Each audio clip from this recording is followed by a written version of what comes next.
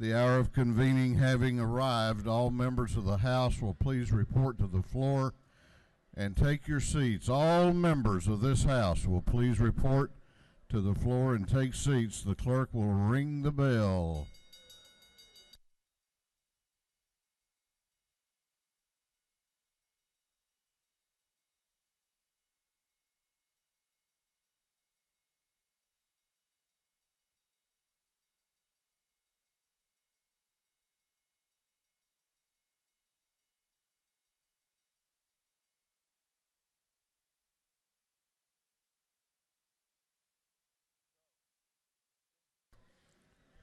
All members will report to the floor of the House. We are shortly going to take the morning roll call.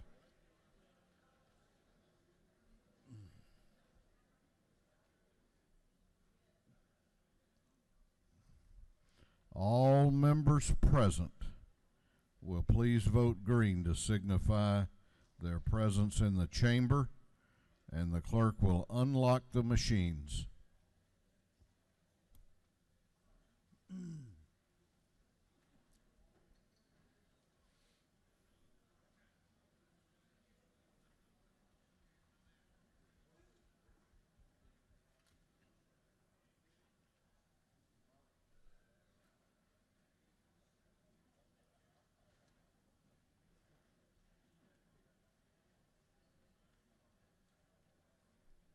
Have all members voted?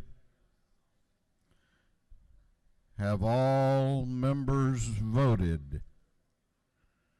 If so, the clerk will lock the machines. Well, good morning. Happy Monday to everyone. I think today is Legislative Day 27, from what I have been told.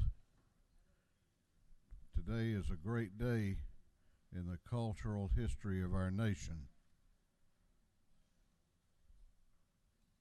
I see a lot of blank stares like, what is today? We're celebrating the birthday of Johnny Cash today.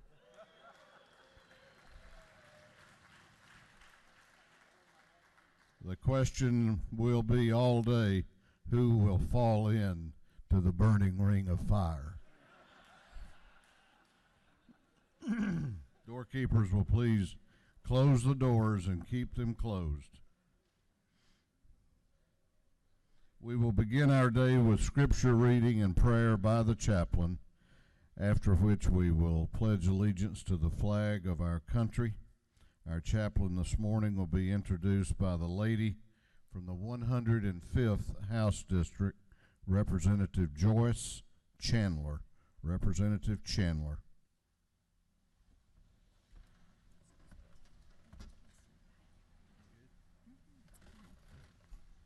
Thank you, Mr. Speaker and colleagues. It is my privilege today to introduce our pastor of the day, Tim Brogan. And Tim is not my pastor, but in many ways he has been my pastor, as he is for many members of our community. This summer and fall, when I was quite ill, Tim was praying for me, as were members of his congregation. And I'm confident that those prayers and those of others resulted in the miracle which I experienced. Tim is in his 11th year as pastor of Grayson First Baptist. He has with him today his wife, Renee. Renee, would you stand and let us welcome you?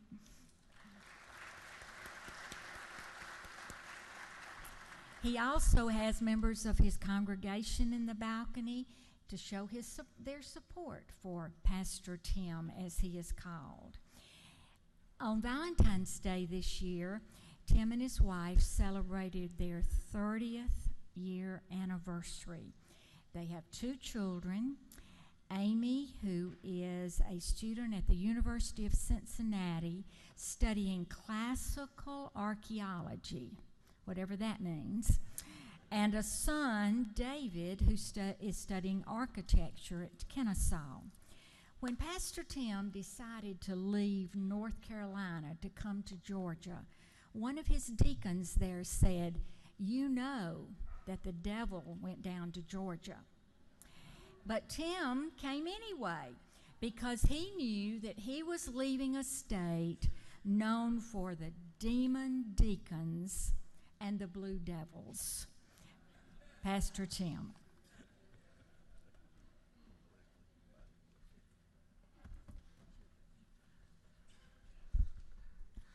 Thank you, Speaker Ralston, and esteemed members of the House of Representatives. It's a pleasure and an honor to be with you today. And thank you, my friend, Representative Joyce Chandler, for your assistance in helping me here today, as well as Speaker Ralston, your invitation. I'd like to commend you for continuing to do a devotional each day. With all that you do in the climate of our times, I'm sure you know and certainly have felt is so needed. I'd like to thank you for your willingness to serve this great state of Georgia. You have at times a thankless job, and there are those always who wanting you to do something their way that often only benefits them. There is much pressure on your shoulders.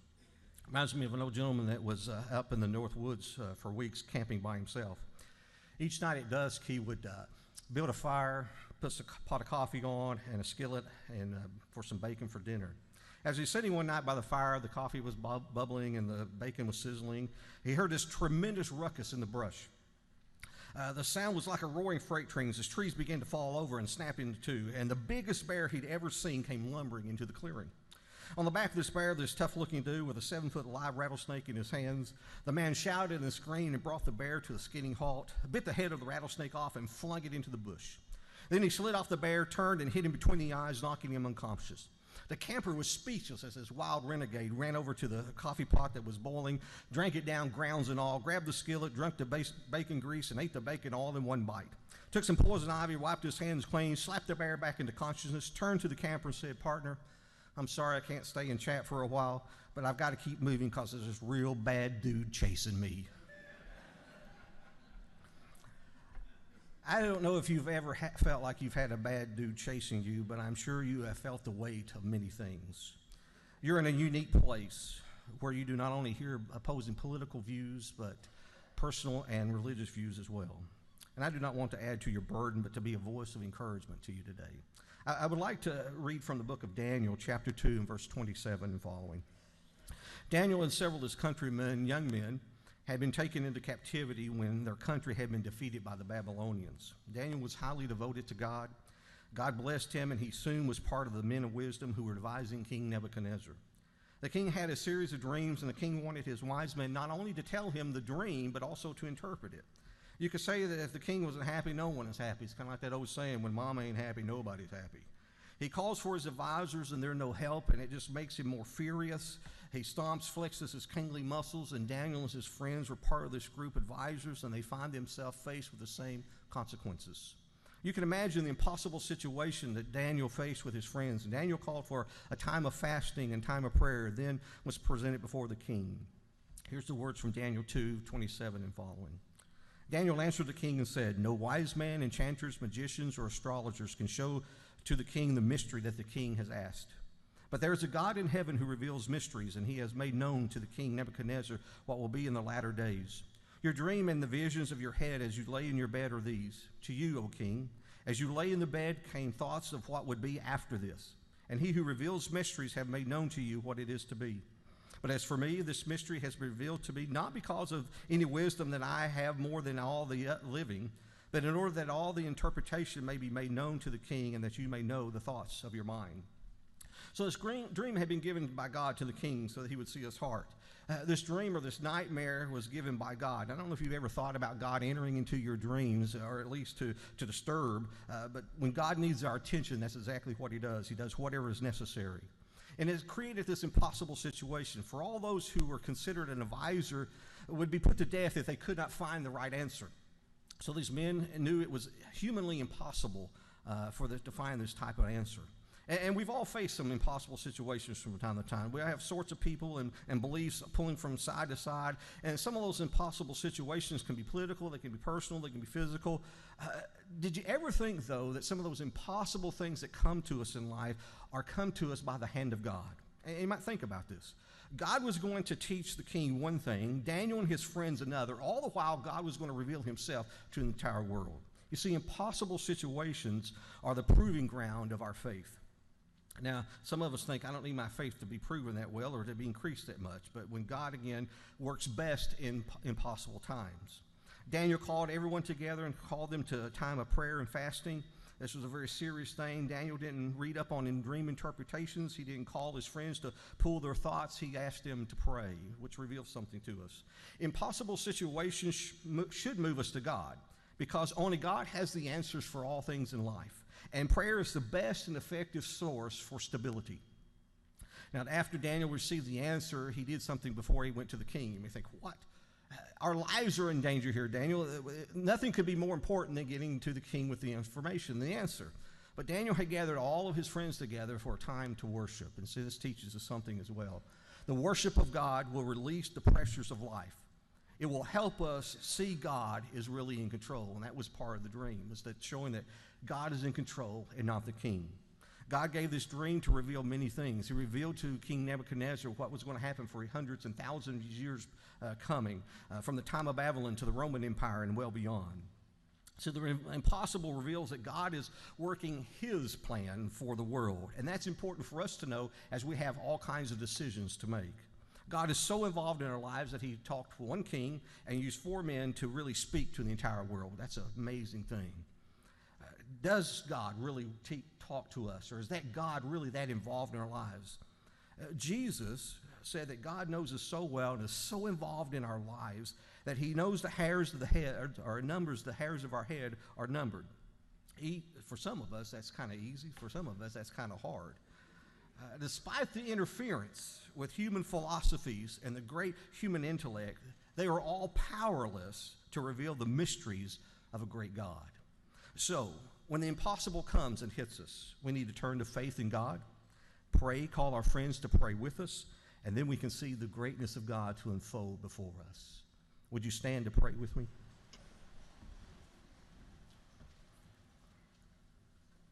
Heavenly Father, I thank you for the day and even the times we are facing. As tough as they may appear, they provide the opportunity to see how great and majestic you really are. Father, I thank you for men and women such as these in this great chamber. You've placed them here for such a time as this. I pray that you would grant them a wisdom from on high, your wisdom.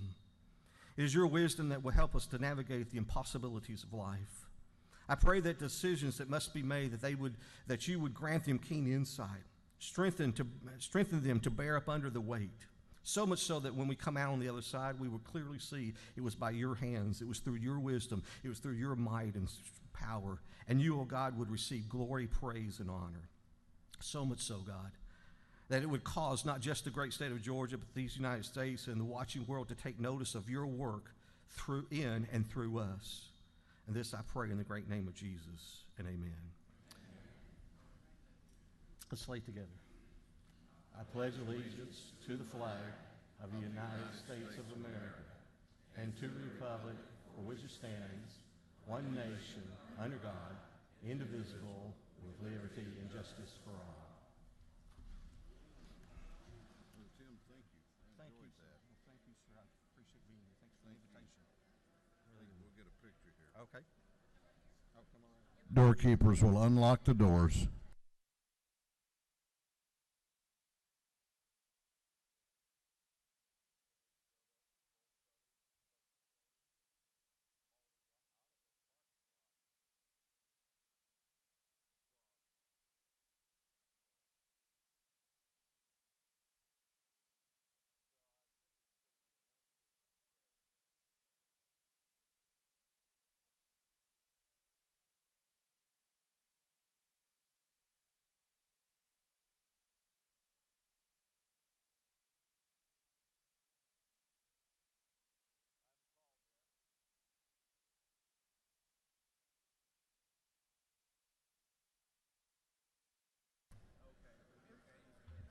Chair recognizes Chairman Darlene Taylor, the chair of the Committee on Information and Audits.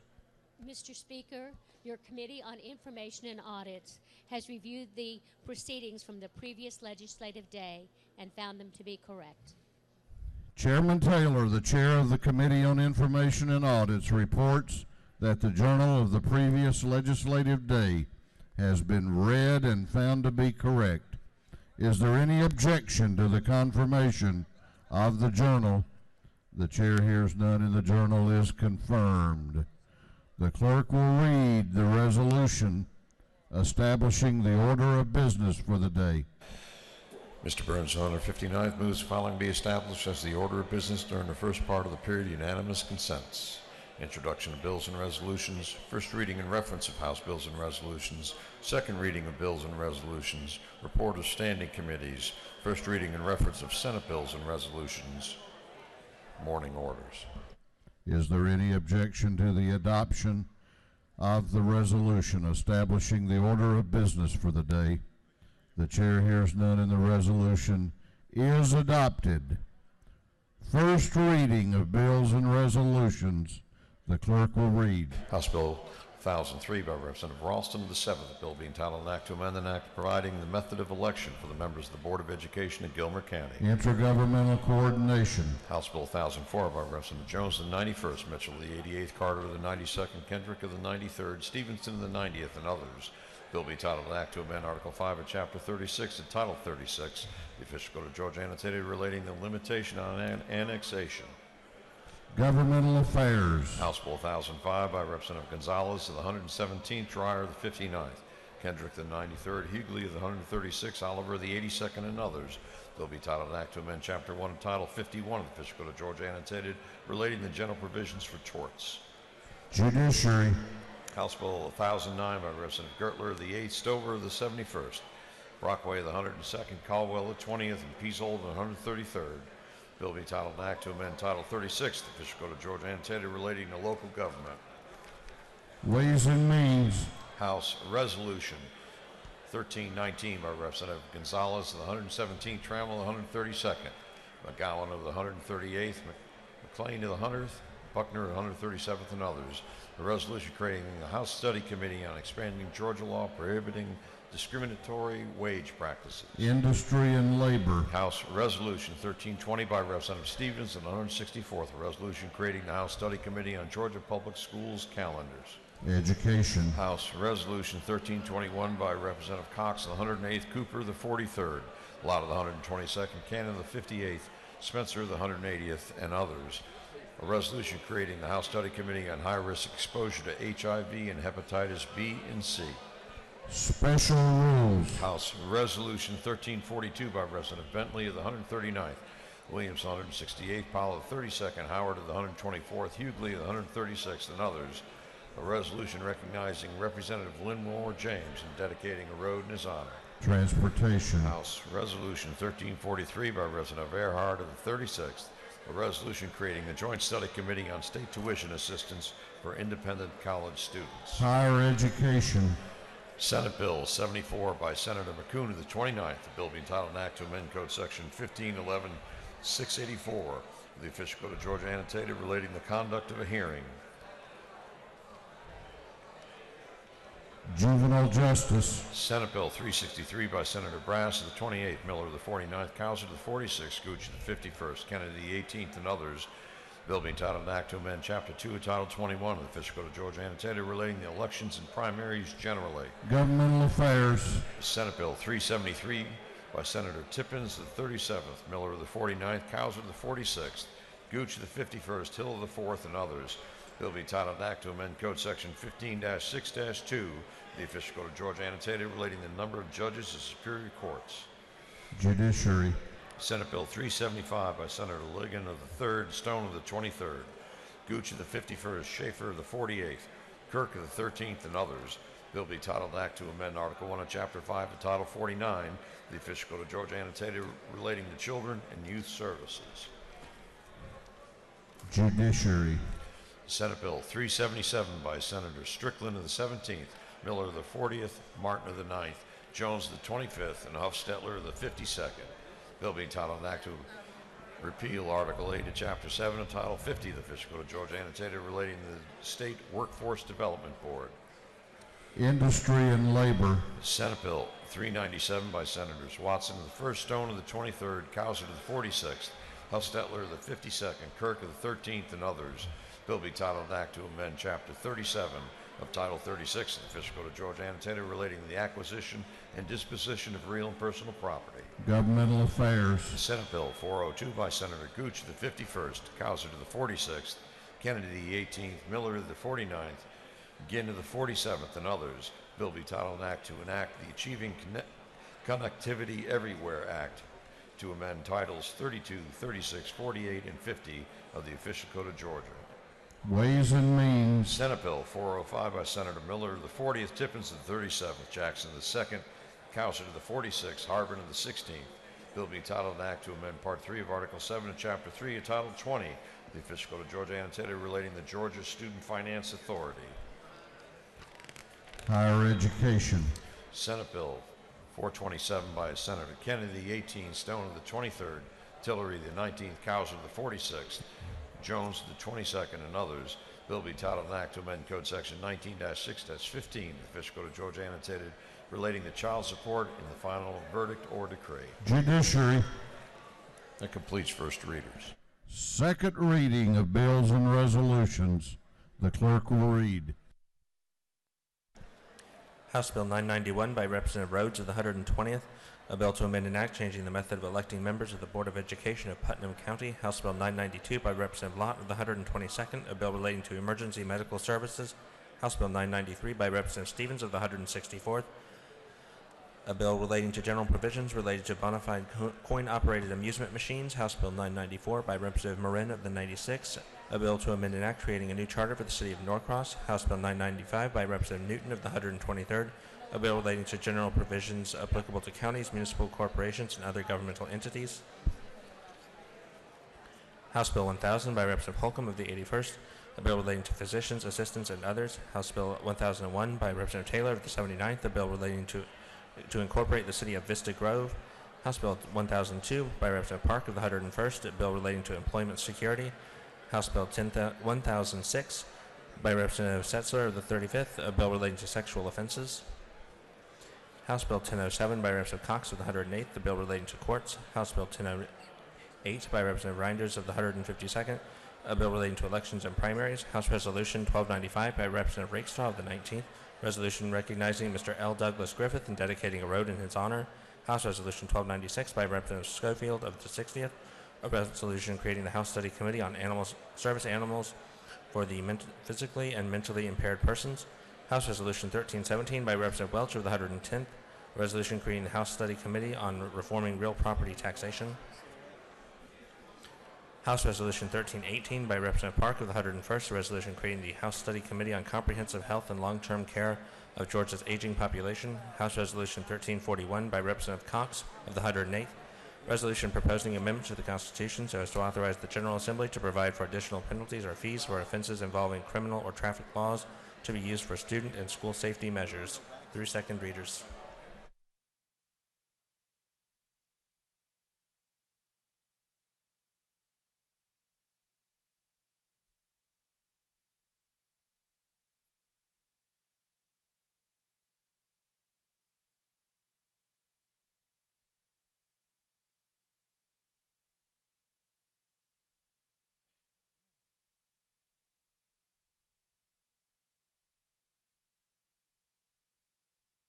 Reports of standing committees.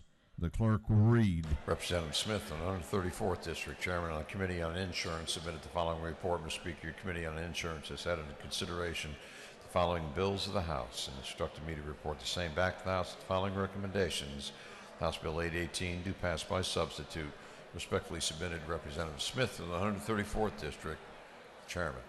Representative J. Powell, the 171st District, Chairman on the Committee on Ways and Means, submitted the following report. Mr. Speaker, your Committee on Ways and Means has had under consideration the following bills of the House and has instructed me to report the same back to the House with the following recommendations. House Bill 887, due pass by committee substitute, respectfully submitted Representative J. Powell, the 171st District, Chairman.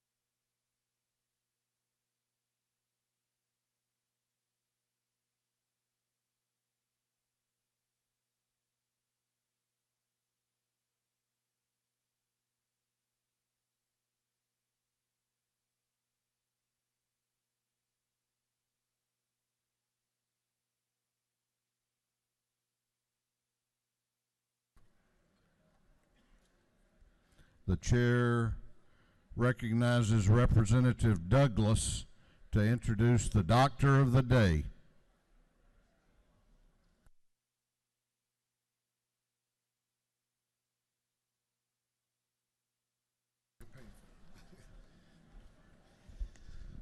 Thank you, Mr. Speaker. Good morning, colleagues.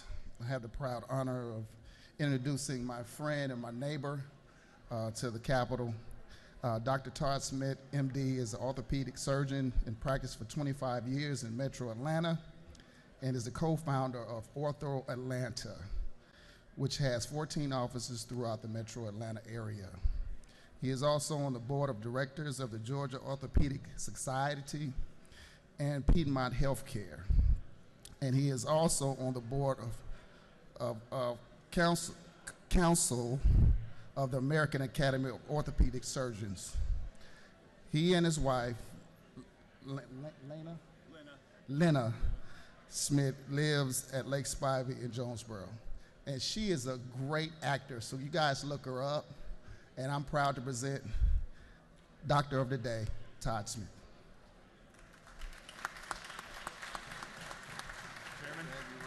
Glad to be here. Thank you, Representative Douglas, Mr. Chairman. It's my pleasure to be here this morning and today to serve you on behalf of the Medical Association of Georgia and the Georgia Orthopedic Society. I so much respect and admire the effort of time and commitment and energy that everybody here puts into serving us citizens of the state. And I'm glad to put in a day of my time to help you do that and maintain good health, and I give you the best wishes as you keep going on this busy week. Thank you.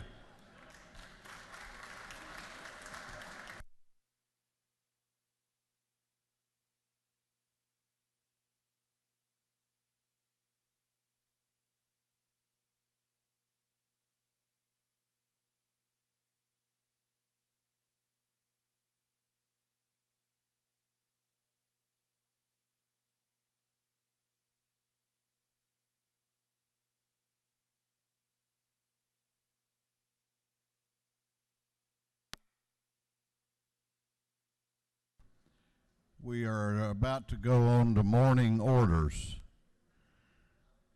We have a number of people who have signed up for morning orders,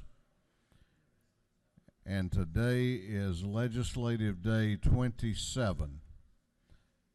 1 minute per morning order, and then the microphone will go dead. Chair recognizes Representative Erica Thomas for a morning order.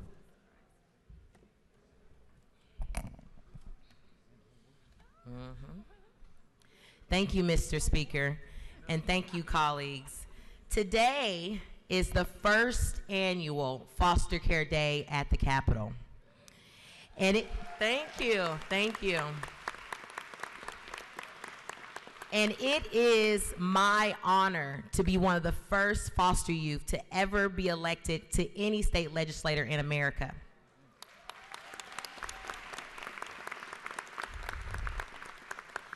Today we have a group of foster children, foster parents, and advocates. We also have what I like to call my foster brother, even though he was in foster care a few years before me. We have Rick Jackson here today, who was once a foster child, but now owns a multi-million-dollar company here in Georgia. I would like for him to stand. Oh, there he is right there. Thank you so much. We also have with us a woman who many of you may know as the First Lady of Georgia Tech, but I know her as a good friend, my yoga partner, and an amazing woman who has fostered over 8 foster children. Val Peterson, will you please stand and be recognized?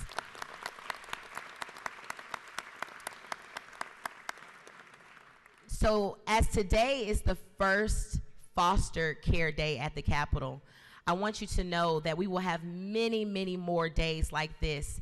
And for everyone in the gallery who has come to Foster Care Day at the Capitol, will you please stand and be recognized?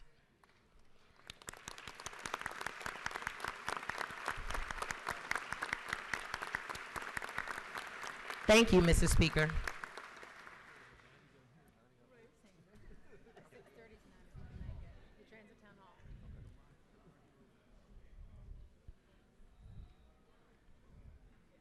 Chair recognizes Chairman Nimmer for a morning order.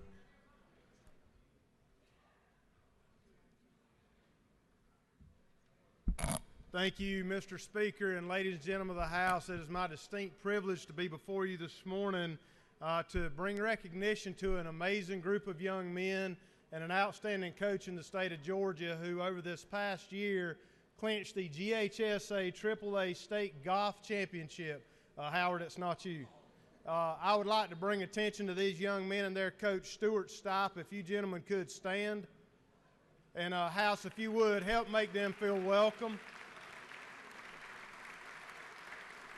If you see these young men around the Capitol today, please extend a hand of gratitude and make them feel welcome to the People's House. Thank you, Mr. Speaker.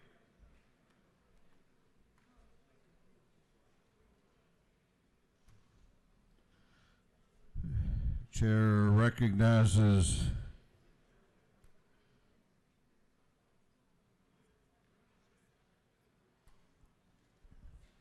Representatives Burnell, Jones, Metz, and Stevenson for a morning order. Not today. Good morning, Mr. Speaker. Today is Delta Sigma Theta Sorority Day at the Capitol. Delta Sigma Theta Sorority Incorporated is a nonpartisan public service sorority that was founded on January the 13th, 1913 by 22 collegiate women at Howard University. These students wanted to use their collective strength to promote academic excellence, provide scholarship, provide extended support to the underserved, educate, and stimulate participation in the establishment of positive public policy, and to highlight issues and provide solutions for problems in their communities.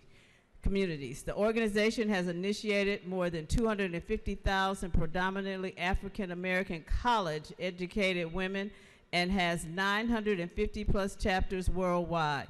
Since its founding in 1913, Delta Sigma Theta has clearly distinguished itself as a public service organization. Would you please stand and welcome, colleagues, would you please stand and welcome the women of Delta Sigma Theta Sorority Incorporated and our regional director, Sandra Horton.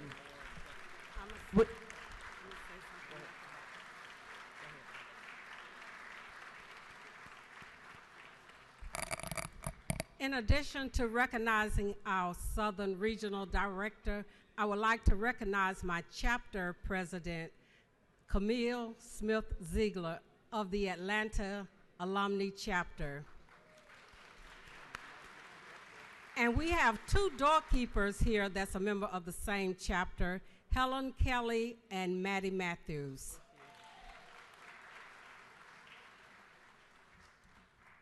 Thank you, Mr. Speaker. Chair recognizes Representative Hanson for a morning order. Thank you, Mr. Speaker. I would like to welcome the Ismaili community of Georgia. This is the 15-year Global Shia Ismaili Muslims celebrate the Diamond Jubilee, or 60 years of spiritual leadership of His Highness, the Aga Khan, their 49th hereditary Imam. Today, the community hosts Ethics in Action, the Aga Khan Development Network, in the South Wing lobby. Inspired by the ethics of Islam, the exhibition shares the human dimension and inspiration behind the network's work. Ismaili Muslims are contributing members of Georgia, sharing their time and talent for the greater good. Each Thanksgiving, the community hosts a day of service where last year the volunteers assembled 80,000 meals for the Atlanta Community Food Bank. Please visit the Ethics in Action from 1 to 5 in the South Wing and engage with the local Ismaili community. And please help me recognize the Ismaili Leadership Council that's here with us today in the gallery. Please stand. Thank you.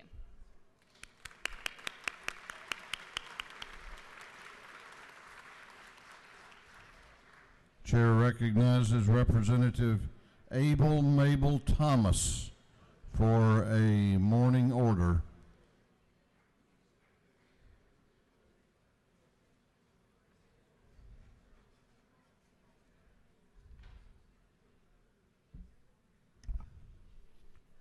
Thank you so much, Mr. Speaker. These are the co-signers of the House Resolution 1327.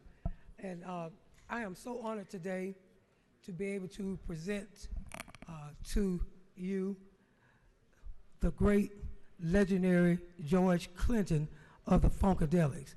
Will you please stand? Woohoo!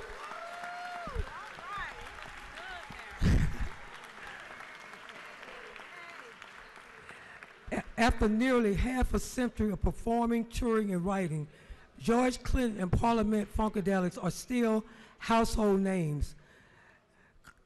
George Clinton blames the funk for the band's uncanny transition of music fads and periods. That's one thing about the funk, he says. It's handed down to the next generation. So some of you hear a lot of hip-hop music, and the only person that music is more sampled than George Clinton, I believe, might be James Brown. So the bottom line of this story is, we want the funk. Gotta have the funk. We gotta have the funk. So I just would like to welcome him to the state capitol. I must admit, I did go to the concert last night. And so if y'all see me hitting a couple of moves, it's because it's like this. Everybody raise your hand. All right, y'all. And so we're going to be able to ask them to bring our guests downstairs, and we can take some pictures in the anteroom. Thank you so much. Thank you, George Clinton, for your legendary work. Thank you for your service, and thank you for the funk.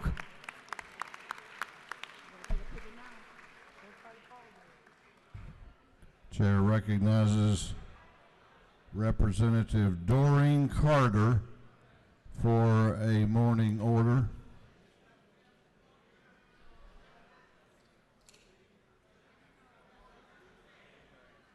Thank you, Mr. Speaker. I'm joined by my colleagues, Representative Bennett, Darshawn Kendrick, and Representative Vernon Jones.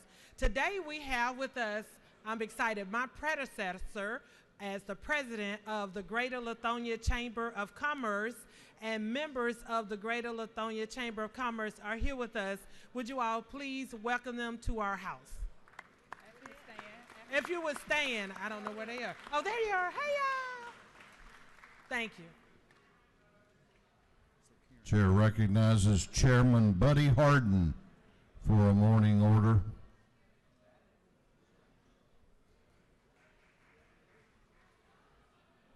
Thank you, Mr. Speaker. Pulaski County has sent some of their finest young citizens to us today, the Pulaski County Youth Leadership Group, and they're here with Mr. Sam Perrin, and I'm not sure, but I believe my good friend Soule County Commissioner Butch Hall is with them too, and several others. But if that group would stand and let us welcome you to your capital.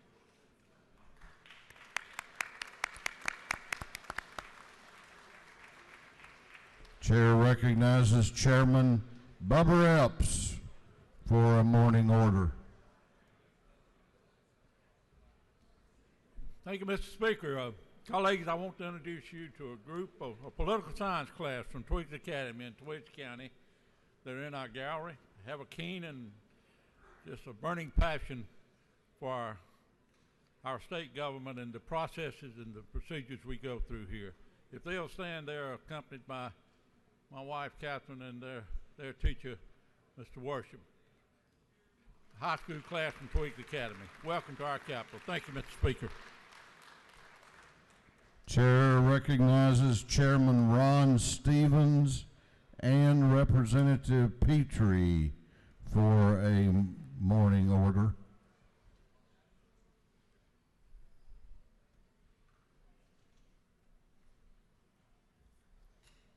Thank you, Mr. Speaker. Ladies and gentlemen, today we're here to honor the high school class of Richmond Hill High School with their, also the mayor of Richmond Hill is here, and Jennifer Key, Ward Wilcox, and Mayor Carpenter. If your 30-something crowd will stand so we can honor you along with a whole bunch of pages.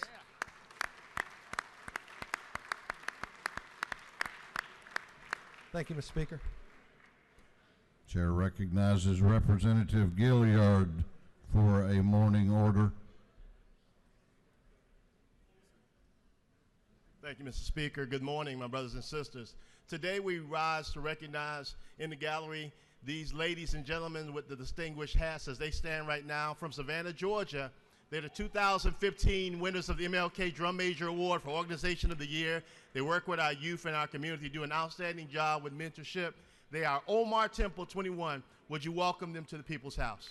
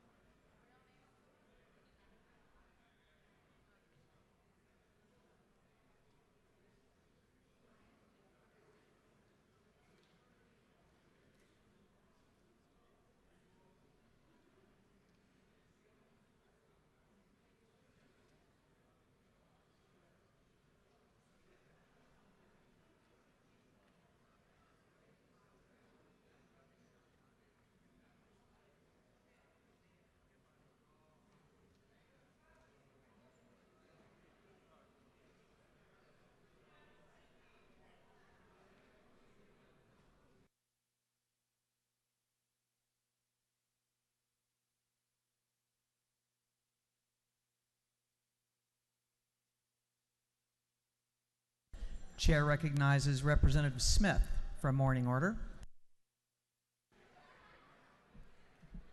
Thank you, Madam Chair. Today I rise to share my moment in Black history.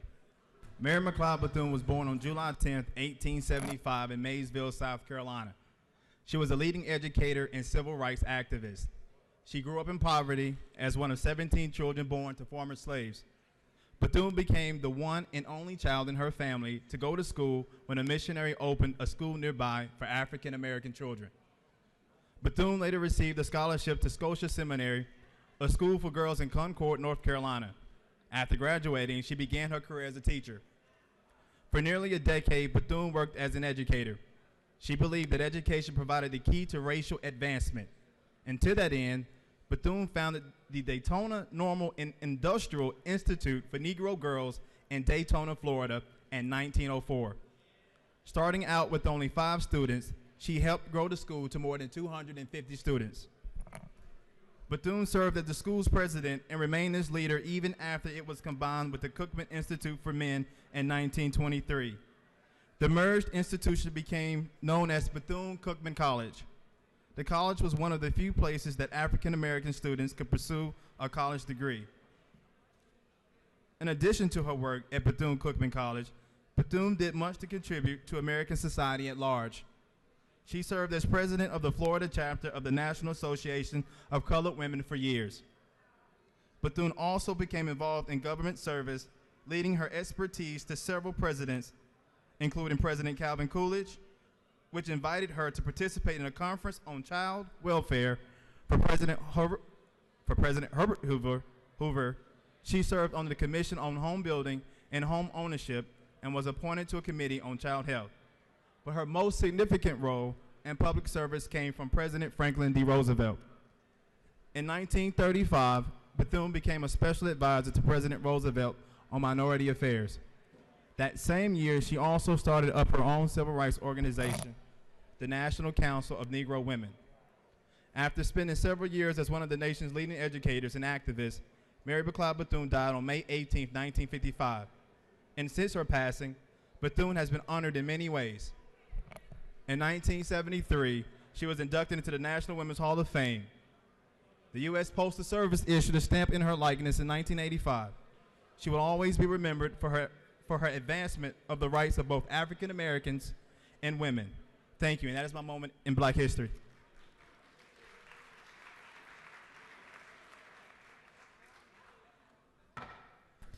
Chair requests that all members take their seats or conversations to the anteroom. Clerk will read the caption to House Resolution 1126.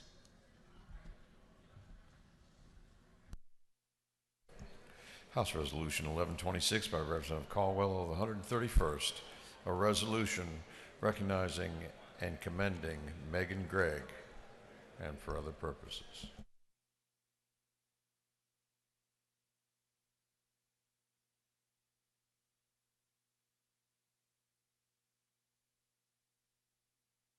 Chair recognizes Chairman Caldwell to introduce a special guest.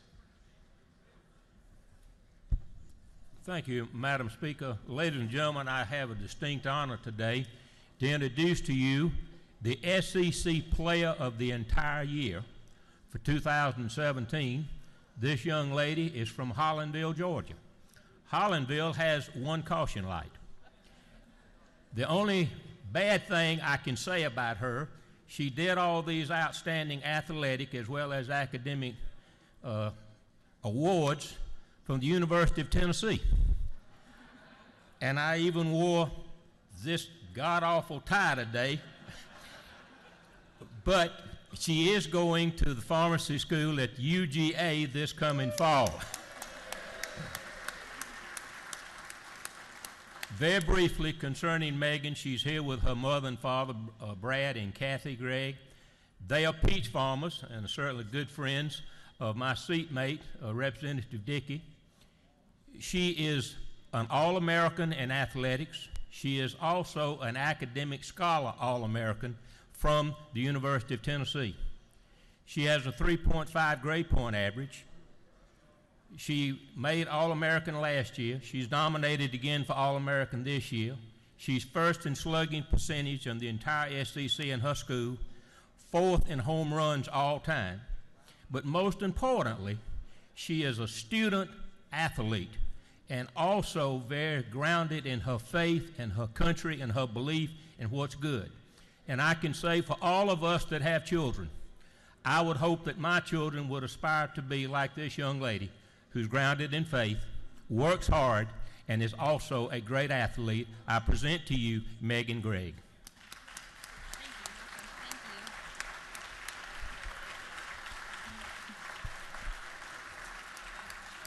Thank you, Mr. Caldwell, and thank you, Ms. Speaker. I'm just going to make this short, but all the opportunities I've had being on the softball team, I've been able to travel to many different states. This whole month I've been gone. I just actually got back from California late last night. But throughout all my traveling and all the different states I've visited, Georgia is by far the best. Everything here is there for the students, and I've had a great time, growing up here, and I'm excited to be back to UGA finishing out my degree. So as of right now, go Vols, but in a year, go Dogs.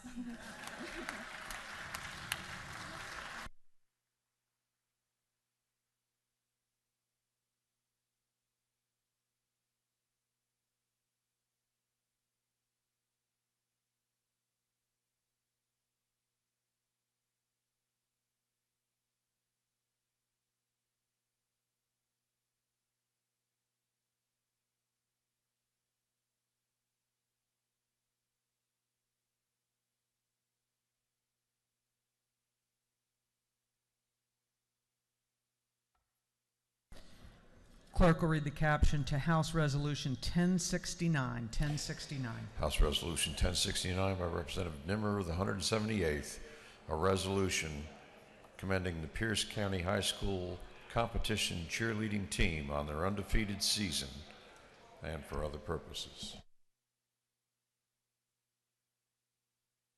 Chair recognizes Chairman Nimmer to invite a group of special guests. Thank you, Madam Chair, and ladies and gentlemen on the House floor today. It is my privilege to once again bring before you an esteemed group of student athletes from Pierce County High School down in District 178. And if you recall, last week we had what seemed to be Calhoun Day at the Capitol when Chairman Meadows brought a number of state championship teams up here, but there were two that he did not bring. One was golf, that we recognized earlier under the leadership of Coach Stuart Stipe, and the other one happens to be my wife's team. This is the 5th time that I've had the privilege of bringing my wife, Amy Nimmer, and her assistant coach, Candace Douglas, and their amazing Pierce County High School competition cheer team to this illustrious chamber to be recognized as the GHSA AAA state champions in this fine state of Georgia. The speaker mentioned this morning about it not wanting to jump into the burning ring of fire. So I don't want to jump in the burning ring of fire back home. So I'm going to tell you that my wife is the finest coach to coach any sport at all in the entire nation, not only the state of Georgia.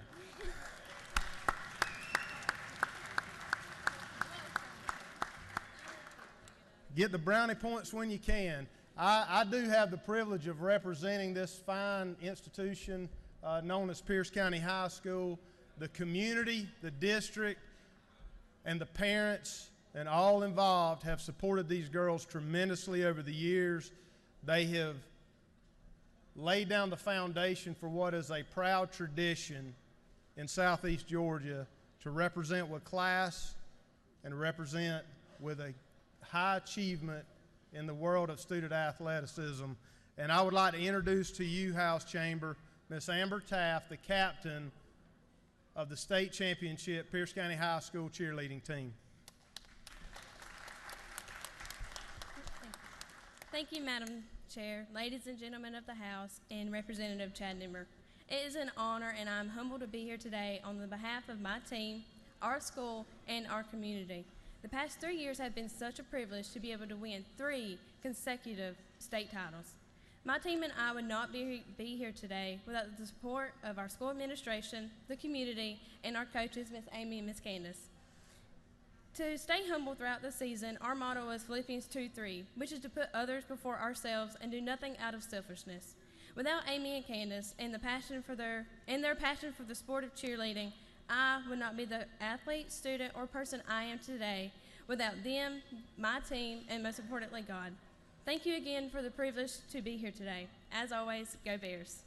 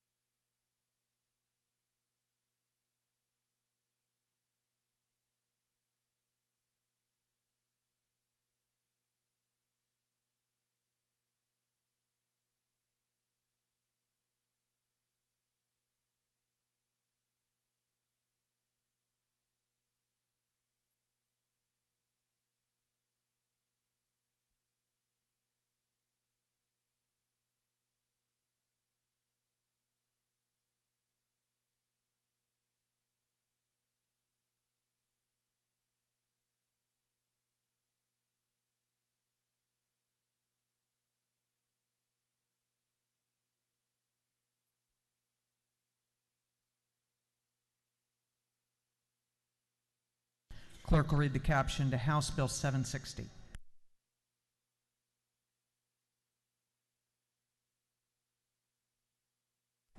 House Bill 760, Bill Representative Lumsden of the 12th, to be entitled an act to amend Chapter 24, Title 33 of the Official Code of Georgia, annotated relating to insurance generally, so as to revise certain definitions to clarify renewal, non-renewal, and reduction in coverage. This bill having referred to the Committee on Insurance, that committee recommends that this bill do pass. Chair recognizes Chairman Lumsden to present the bill. So I bring to you House Bill 760, which is an insurance bill that deals with policy renewal and notification. Under current law, when a property casualty insurance policy is up for renewal and there is a change in the coverage or language of the policy, A non-renewal notice along with a new policy offer must be sent to the insured.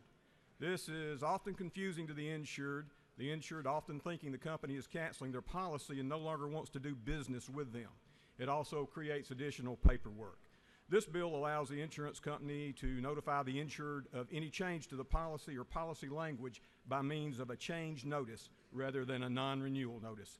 That's the bill. That's what it does. I'll be glad to answer any questions. There are no questions. Thank you, and I yield the will.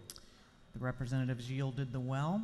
Is there any objection to the previous question being ordered? The chair hears none. The previous question is ordered. Is there any objection to agreeing to the report of the committee which was favorable to the passage of the bill? The chair hears none. The report of the committee is agreed to. Shall this bill now pass? All in favor of the passage of the bill will vote yes. All those opposed will vote no, and the clerk will unlock the machine.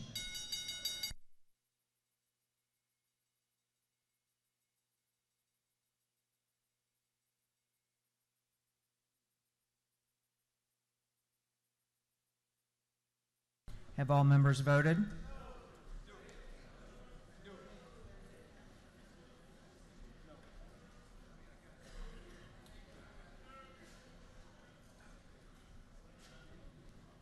Have all members voted? If so, the clerk will lock the machine on the passage of the bill. The yeas were 161, the nays were 0. The bill, having received the requisite constitutional majority, is therefore passed. Clerk will read the caption to House Bill 886.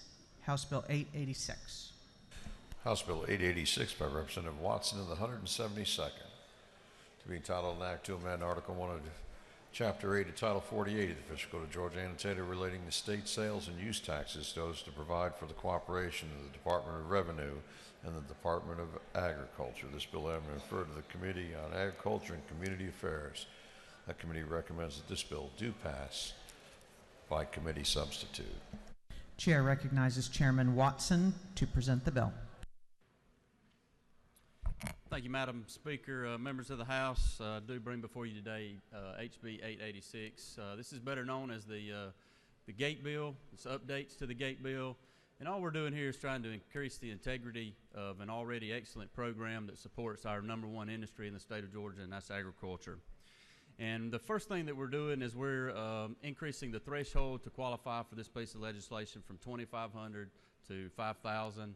But more importantly, the main reason that we're making some changes to this bill is currently the Department of Agriculture and the Department of Revenue cannot talk to each other or communicate about possible issues or problems with the program, so we're allowing them the ability to communicate with each other. We're also extending this card to a 3-year card, which will make it more user-friendly for the retailers and the producers. Currently, it is on a 1-year renewal cycle, and by going to 3 years, that will be a $50 a year charge, which will equal $150 at the purchase of your card. And we've also included some language on violations, and that is the bill, and I would greatly appreciate your support. And I'll take questions. There is a question. Chair recognizes Representative Buckner for a question. To your left. Does the gentleman yield? Yes, ma'am. The question that I'm receiving is, can you walk us through just briefly about the renewal? I know when they purchase it, it'll be for 3 years. Will they have to do any paperwork on those subsequent years other than that first one? No, ma'am. The first year that they renew the card, they will go through the online process through the Department of Agriculture and the Department of Revenue. They will be issued a tax ID number. That will be the number that the Department of Revenue and the Department of Agriculture track that person and that entity as they go through the process. That is valid for the entire 3-year cycle unless there is a violation or something happens. The Department of Agriculture will send out new cards every year to the producers, just like you would receive an ATM card or a credit card each new year to renew that card. Okay. Thank you. Thank you. Chair recognizes Representative Benton for a question. Thank you, Madam Speaker. Gentleman yield. Yes, sir. What was the reason for the increase on the charge for the card for 3 years over 3 1-year time period? Well, we had a couple things. Number one is we want to make sure that there's value in the card. and then also the added expense to issuing a new plastic real card on a annual basis, along with IT improvements to make sure that they're more user-friendly. All right, thank you. Thank you. There are no more questions. Thank you. I appreciate your support. The gentleman has yielded the well. Is there any objection to the previous question being ordered? The chair hears none. The previous question is ordered. Is there any objection to adopting the committee substitute? The chair hears none. The committee substitute is adopted. Is there any objection to agreeing to the report of the committee, which was favorable to the passage of the bill? The chair hears none. The report of the committee is agreed to. Shall this bill now pass? All in favor of the passage of the bill will vote yes. All those opposed will vote no. And the clerk will unlock the machine.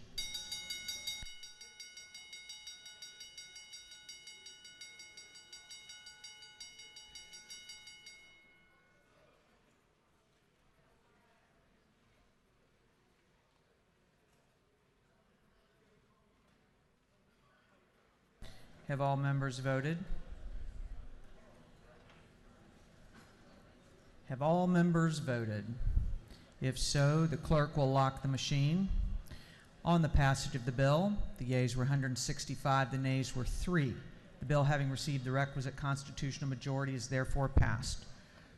Clerk will read the caption to House Bill 761. House Bill 761. House Bill 761 by Representative Ridley of the 6th and others, to be entitled an act to amend Code Section 40-3-33, the official code of Georgia annotated relating the transfer of vehicle to or from a dealer. Records should be kept by dealers and electronic filing. This bill having referred to the Committee on Motor Vehicles. That committee recommends that this bill do pass. Chair recognizes Representative Ridley to present the bill. Thank you, Madam Chair. Thank you. And ladies and gentlemen of the House, last year, this is House Bill 761.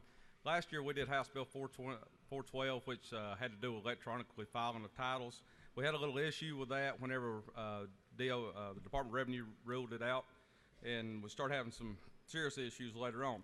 So what this bill does is still make it legal for the car dealers to go back to the courthouse and use their tax commissioner if they so wish. If not, they can still use the system, and that's pretty much all the bill does. I'll yield for any questions. There are no questions. Thank you. The gentleman has yielded the well. Is there any objection to the previous question being ordered? The chair hears none. The previous question is ordered. Is there any objection to agreeing to the report of the committee, which was favorable to the passage of the bill? The chair hears none. The report of the committee is agreed to. Shall this bill now pass? All in favor of the passage of the bill will vote yes. All those opposed will vote no. And the clerk will unlock the machine.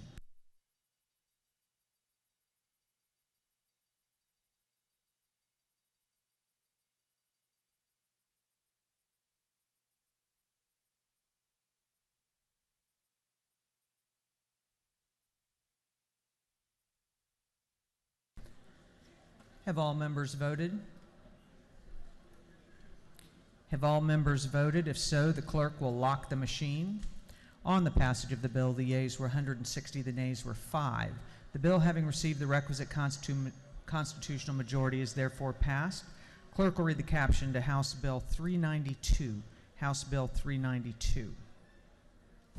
House Bill 392 by Representative Fleming of the 121st and others, to be entitled an act to amend Code Section 20-2-161.3 with the official code of Georgia annotated relating the Move On When Ready Act and dual credit courses.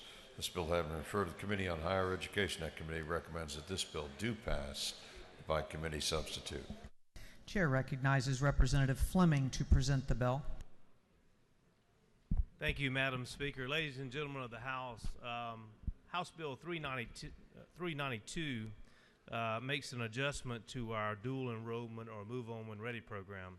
As many of you probably know, a lot of our high school students take advantage of this program, which allows them during high school to dual enroll and go ahead and get some college credit. One of the universities, colleges in our state that does a great job with this, helps more kids than any other, is Georgia Military College out of Milledgeville. They have campuses all across the state. Our code section has one small glitch in it that hurts their ability to help these kids. They have 5 learning periods at Georgia Military College. Our code says there can only be reimbursement for 4 periods. that causes these kids to have to sit out and not continue to get their college classes possibly for one learning period out of the year. All this bill does is change that number 4 basically to 5 in our code so that they can continue helping kids get college credit. It's an extremely economical way to let kids begin their college career, and I hope you would help me support this small change.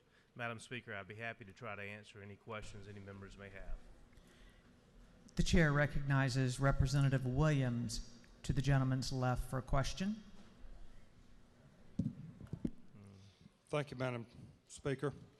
Is it not true, Representative Fleming, that GMC is ranked #1 community college in Georgia and 14th nationally? I believe the gentleman is exactly right on that, and all the more reason for us to help them, high school kids get their college enrollment credits. Is it also not true, if I may, Madam Speaker, is it also not true that GMC has long been recognized of building 2 important components of true quality education is character and just stability? As the main campus of Georgia Military College is located in Milledgeville, your hometown, I know that you know that's absolutely true. It's a great institution. And is it further not true that former Secretary of Labor W.J. Usry, who served under President Ford, was a graduate, along with our 77th Governor, George Busby? Absolutely. Also graduates. Both something to be proud of for Georgia Military College. Thank you, Thank Madam you. Speaker. There are no more questions. Thank you, Madam Speaker. I ask for your favorable consideration of House Bill 392. The gentleman has yielded the well. Is there any objection to the previous question being ordered? The chair hears none. The previous question is ordered. Is there any objection to adopting the committee substitute? The chair hears none. The committee substitute is adopted. Is there any objection to agreeing to the report of the committee, which was favorable to the passage of the bill? The chair hears none. The report of the committee is agreed to. Shall this bill now pass? All in favor of the passage of the bill will vote yes. All those opposed will vote no, and the clerk will unlock the machine.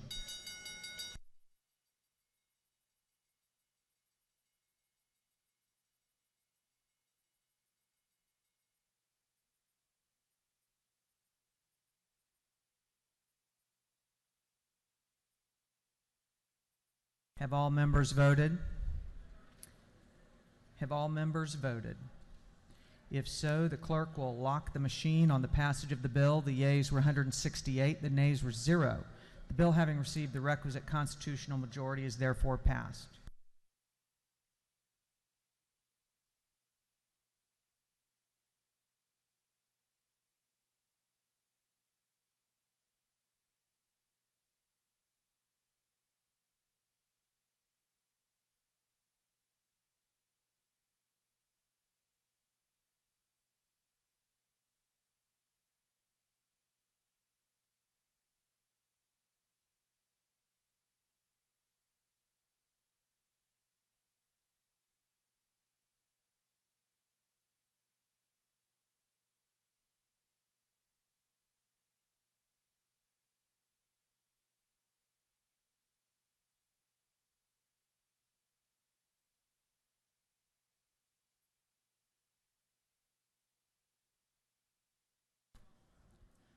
Clerk will read the caption to House Bill 906. House Bill 906 by Representative Dempsey of the 13th and others, to be entitled an act to amend Article 4, Chapter 18, and Title 50 of the Official Code of Georgia, annotated, relating the inspection of public records so as to exclude public disclosure of personal information of certain foster parents or former foster parents. This bill having referred to the Committee on Juvenile Justice, that committee recommends that this bill do pass. The chair recognizes Chairman Dempsey to present the bill. Thank you, Mr. Speaker. House Bill 906 draws attention to something we've already celebrated this morning, actually, recognizing foster families and foster parents and foster children today in our capital.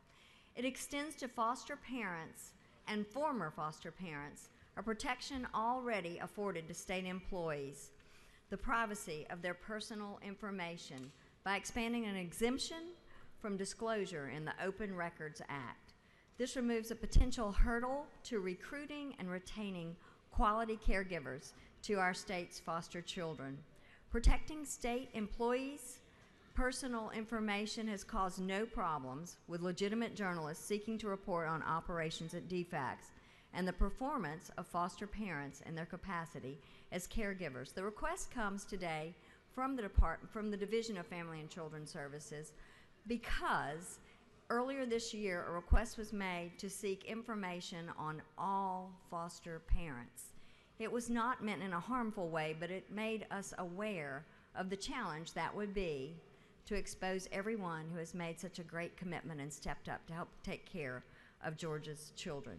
If there are any questions, Mr. Speaker, I will take them. If not, I will yield and ask for your favorable consideration.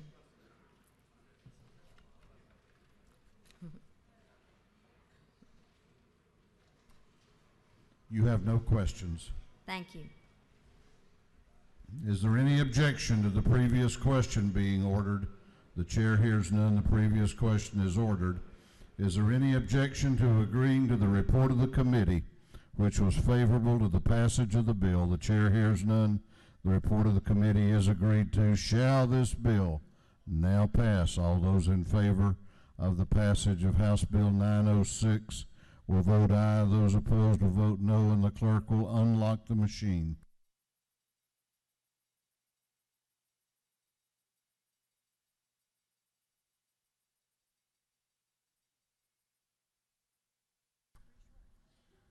Have all members voted?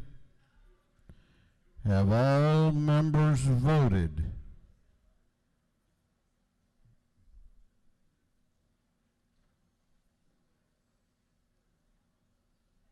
Have all members now voted? If so, the clerk will lock the machine on the passage of House Bill 906. The ayes are 172, the nays are 0. This bill, having received the requisite constitutional majority, is therefore passed. Clerk will read the caption to House Bill 871.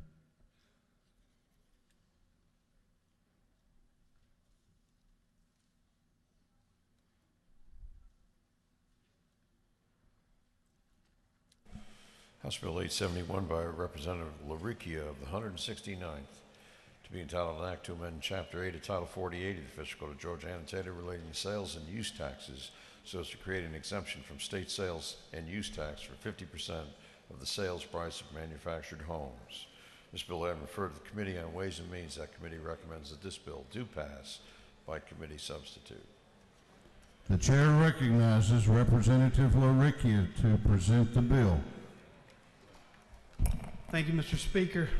This morning I rise to present to you House Bill 871, and you should have a summary on your desk that will show an outline of how this bill works and sort of the disparity, and then the last illustration would be what this House bill would help us to accomplish. House Bill 871 seeks to create tax parity between how site-built homes are taxed and sold with how manufactured homes are taxed and sold. Manufactured homes provide an excellent, affordable housing option for many Georgians, and in particular in rural Georgia.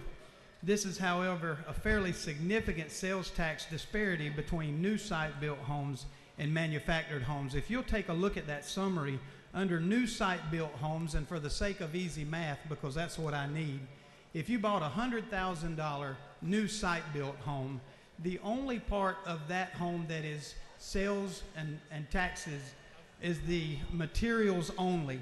And on a $100,000 home, that equals around $2,800 to $3,000 in sales and use taxes. If you purchase a new manufactured home under the current law, the entire value of that home is sales and use tax, state and local taxes. So if you have the home, the profit, the labor, and setup and delivery of that manufactured home, on a $100,000 manufactured home, that's going to be about $7,000 in state and local sales taxes. HB 871 creates more parity between the two of those purchases. However, you have to convert the manufactured home into a real property transaction, converting it into real property with a Department of Revenue Form T-234, which is a certificate of permanent location. That form has to be filled out at the time of purchase and filed with the Clerk of Superior Court's office in the county where that home will be located. At the bottom of that sheet, you'll see some additional notes that say all of the things that have to be done to accomplish that. First, in order to qualify for this exemption, you've got to convert it into real property. Homes not being permanently affixed to real property will continue to pay full state and local sales taxes. By converting that home to real property with a T-234 form, you can get better interest rates and you can get easier qualifying to finance those homes. Local governments will not be forfeiting any of their local taxes in these transactions. And if a homeowner were to try to game this system, there is a penalty or a clawback of 1.5 times the sales tax owed on that property. So if you would, I would ask for your favorable consideration on House Bill 871 to help create tax parity between manufactured and site-built homes. And Mr. Speaker, I'll be glad to take any questions. You have some questions if you care to yield. Yes, sir, Mr. Speaker.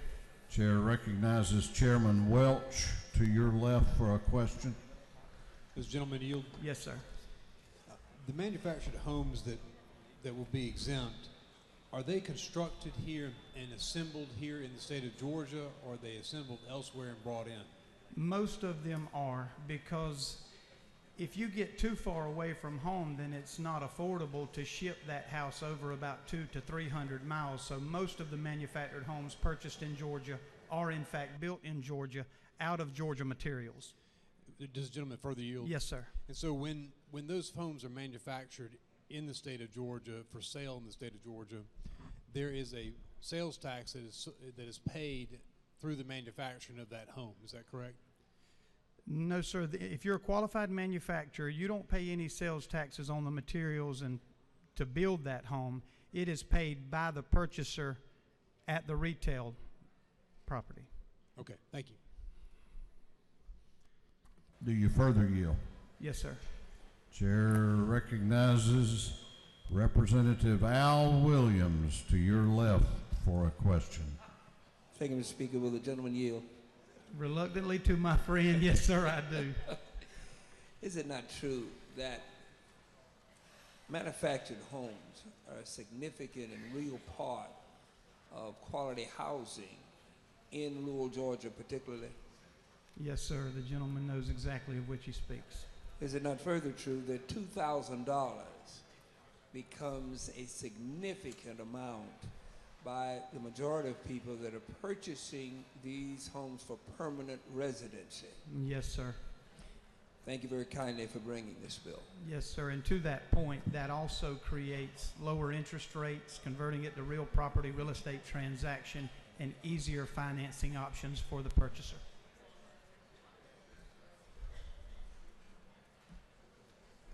Mr. Speaker, I will yield the will and ask for your favorable consideration. You have Thank another you. question if you care to yield.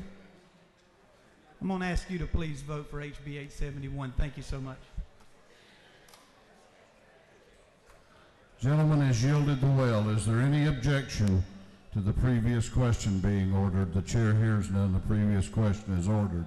Is there any objection to adopting the committee substitute? The chair hears none. The committee substitute is adopted. Is there any objection to agreeing to the report of the committee, which was favorable to the passage of the bill? The chair hears none. The report of the committee is agreed to. Shall this bill now pass? All those in favor of the passage of House Bill 871 will vote aye. Those opposed will vote no, and the clerk will unlock the machines.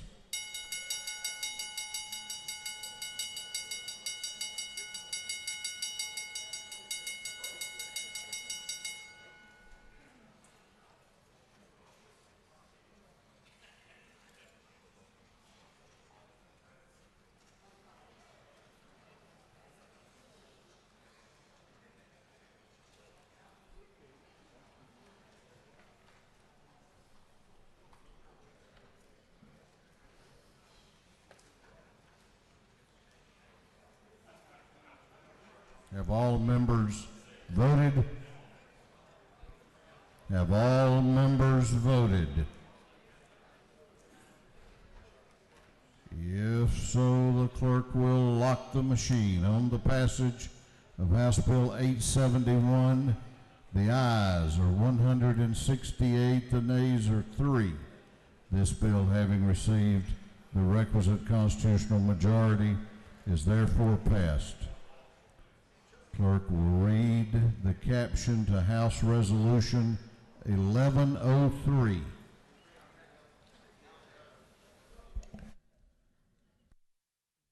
House Resolution 1103 by Representative Green of the 151st and others, a resolution authorizing the conveyance of certain state-owned real property located in Baldwin, Bryan, Chatham, Dougherty, Fulton, Hall, and Putnam counties. This bill having been referred to the Committee on State Properties. The committee recommends that this resolution be adopted. Chair recognizes Chairman Green to present the resolution. Thank you, Mr. Speaker. I bring you House Resolution 1103. This resolution authorizes the state of Georgia, acting through its State Properties Commission, to convey or to lease certain state-owned properties as listed below.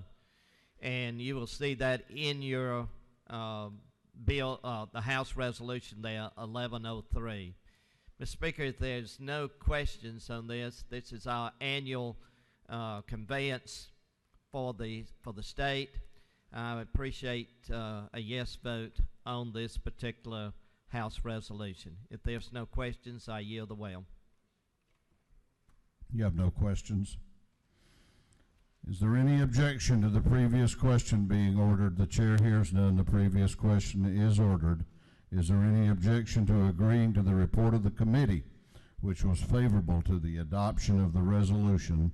The chair hears none. The report of the committee is agreed to. Shall this resolution now be adopted? All those in favor of the adoption of House Resolution 1103 will vote aye. Those opposed will vote no, and the clerk will unlock the machines.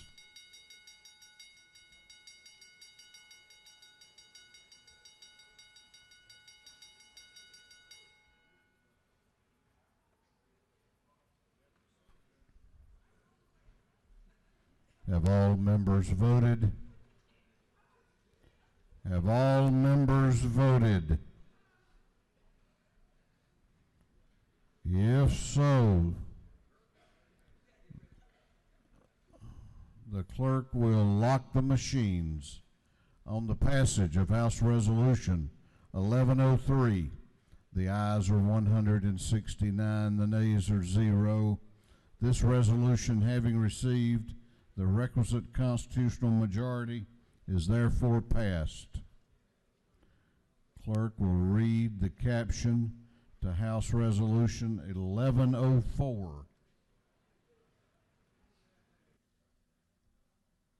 House Resolution 1104 by Representative Green of the 151st, a resolution authorizing the grant of non-exclusive easements for the construction and operation and maintenance of facilities, utilities, roads, and ingress and egress. This bill having been referred to the Committee on State Property. That committee recommends that this resolution be adopted.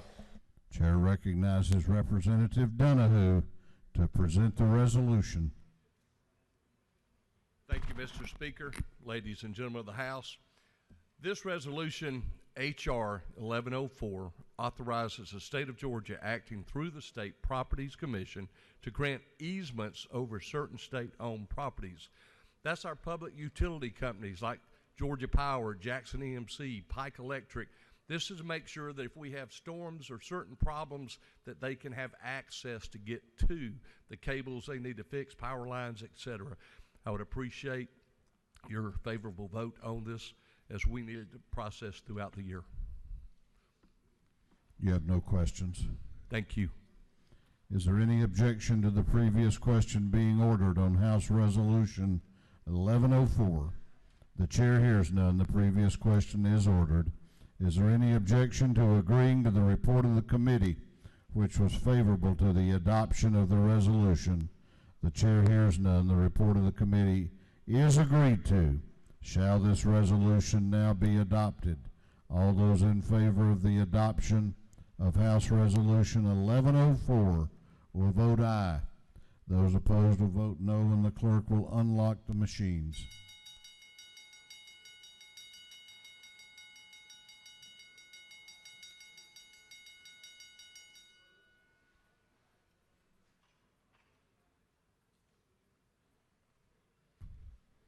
What purpose does Representative Ridley rise? Sorry.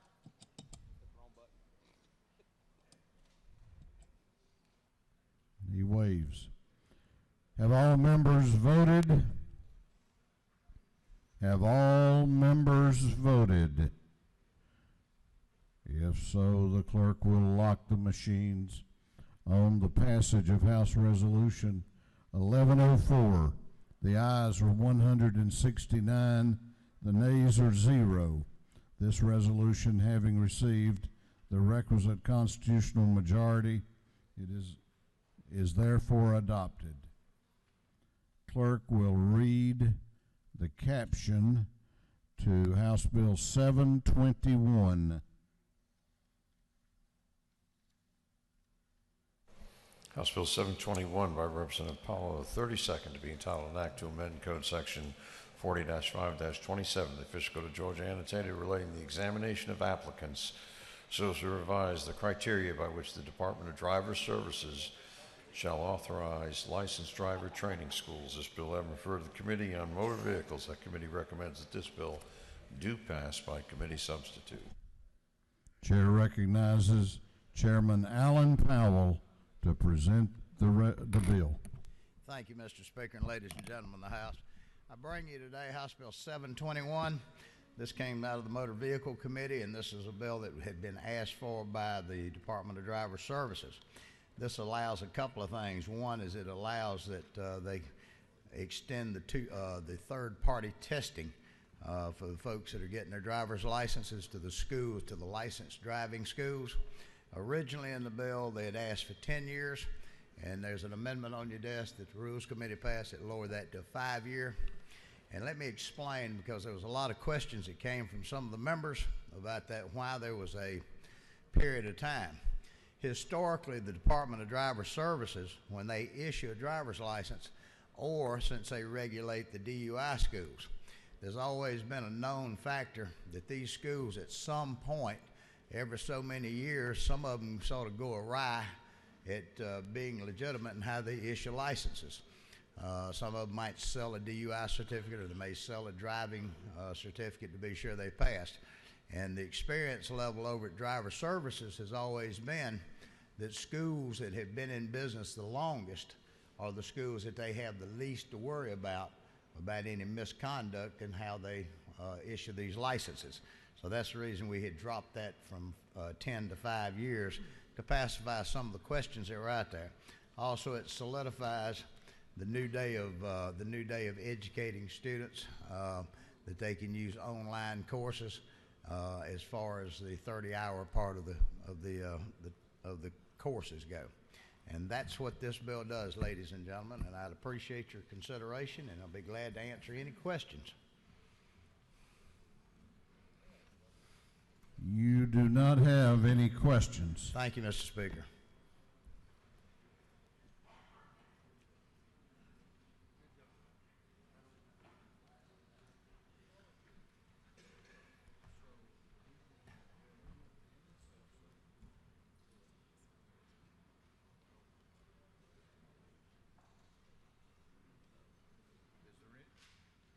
Is there any objection to the previous question being ordered? The chair hears none. The previous question is ordered. There is an amendment that has been offered to the bill. It is Amendment AM 390213. Clerk will read the amendment. AM 390213 by Representative Powell, the 32nd. Amend the House Committee on Motor Vehicle Substitute to HB 721 LC 39 1842S by replacing 10 with 5 on line 14, and by replacing 10-year with 5-year on line 15. Is there any objection to adopting the amendment? Amendment AM 390213. Is there objection? Chair hears none. The amendment is adopted. Is there any objection to adopting the committee substitute as amended? The chair hears none. The committee substitute as amended is adopted. Is there any objection to agreeing to the report of the committee, which was favorable to the passage of the bill? The chair hears none. The report of the committee is agreed to. Shall this bill now pass? All those in favor of the passage of House Bill 721 will vote aye. Those opposed will vote no, and the clerk will unlock the machines.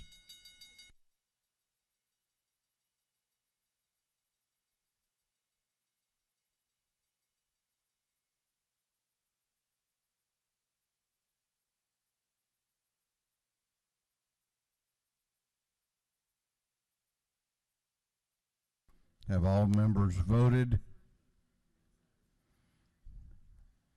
Have all members voted? If so, the clerk will lock the machine on the passage of House Bill 721. The ayes are 105, the nays are 57. This bill, having received the requisite constitutional majority, is therefore passed.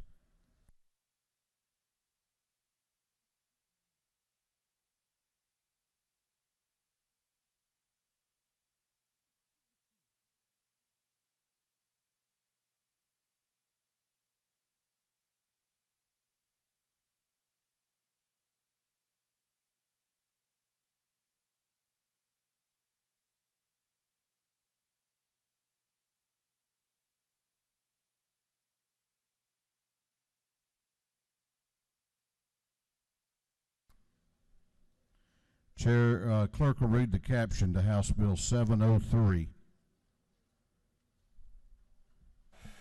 House Bill 703, by Representative Hitchens, the 161st, and others to be titled an Act to amend Chapter 5 of Title 24 of the Official Code of Georgia, annotated, relating to privileges so as to provide for privileged communications between public safety officers and peer counselors.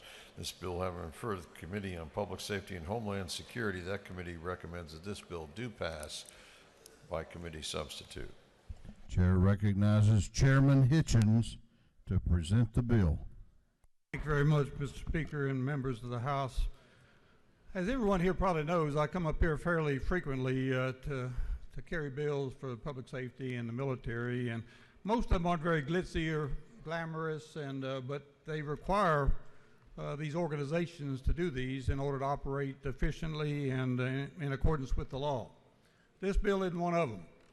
This is about basic humanities, I believe, and it's something that I've been involved in for a while, and it's something that kind of surprised me because about 3 days before we convened this year, I went to a Public Safety and Homeland Security meeting. I'm on that committee, and to my great surprise, this bill was presented, and it was something that I brought to the Department of Public Safety in 2005. I went to a conference every year. The state police commissioners and the colonels of the Departments of Public Safety and Highway Patrol across the South meet. They interact on issues that are pertinent to all the organizations, and they present different theories. And one of the things that caught my eye was there was a clinical psychologist from South Carolina who got up and talked about a program they had involving trauma, critical incidents, emotional problems, and what they've done to try and alleviate that within their organization. I don't know how many of you know people that you work with for years who've committed suicide. I can name off a half a dozen right off the top of my head. And I never knew beforehand what caused some of that. And on reflection, after I listened to this proposal and did some research on my own, it became very obvious to me that some of them had been involved in critical incidents. In the public safety arena, you see horrible things from time to time. I think I'm pretty normal. My wife disagrees from time to time, but you know, I survived the Marines in Vietnam and probably about 12 critical incidents myself, including a couple of shootouts and a run-and-gun battle. And I don't know that it ever had any effect on me, but emotions are hard to determine what your emotional impact is. I mean, we cry sometimes when we don't want to cry. We laugh sometimes when we don't want to laugh. And when these things accumulate inside of you, you may not even recognize it, but they manifest themselves in several different ways. In the public safety arena, it's usually in misconduct, on or off duty, increased absenteeism, substance abuse, PTSD disorders, divorce, and of course sometimes suicide. What this program does is establish a public safety support group, and I think I misled some people early on to think that this was a long-term proposition, but if a trained counselor can get to the individual that gets involved in a critical incident within 24 to 72 hours, generally this is very successful in alleviating the issues that come to pass. It's cumulative many times, but if they get in there and do this, so it's been very successful. In the Department of Public Safety, the GBI has adopted it, the Fish and Game has adopted it, and now local agencies are trying to get our counselors to work with them. So basically what this does is give the Department of Public Safety the option to provide these people. This is not a primary job. It's peer counseling, somebody who's gone through a critical incident, responds. When they had the 2 officers shot down Locust Grove the other day, the captain in charge of this group, who also just happens to have a master's degree in clinical psychology and is a licensed clinical psychologist, responded. That same day I got a call over at Augusta. At the medical college, the veterans home there, an individual called out a young lady who was an employee. He was an ex-boyfriend, ex-husband, and he shot and killed her in the parking lot. We had an incident that same day where a trooper here in Atlanta shot somebody, and they responded to all of them. And to my belief, and if you'll Google it, there's a lot of research going back to World War I, World War II, particularly Vietnam, about PTSD and the ways to combat it. And this has been very successful, and I've just asked that you give it a favorable consideration. There is an amendment, and basically the amendment has to do with, originally it was designed to go under the governor's office. This keeps it in the Department of Public Safety. I think the reasoning was historically there are about 8 different agencies that were originated in the Department of Public Safety, and every one of them has been moved to be an independent agency, and the thought process was this would happen too, but they want to keep it in Department of Public Safety, and I'm in complete agreement with that. So I'll be willing to take any questions, Mr. Speaker. You have some questions. I yield. Chair recognizes Representative Kelly to your left for a question. Thank you, Mr. Speaker. Will the gentleman yield? I yield. Mr. Chairman, isn't it true that on September 29th, Polk County Police Detective Kristen Hearn gave her life in the line of duty in Polk County? I believe that is true. I was aware of it, but I'm sure the representative knows of what he speaks. And isn't it further true, if you'll yield, that it had a devastating impact on our entire community, but even more so on the entire police force and law enforcement presence in our community? They always have an impact, and it's more significant many times than people realize. I appreciate you bringing this bill. Thank you.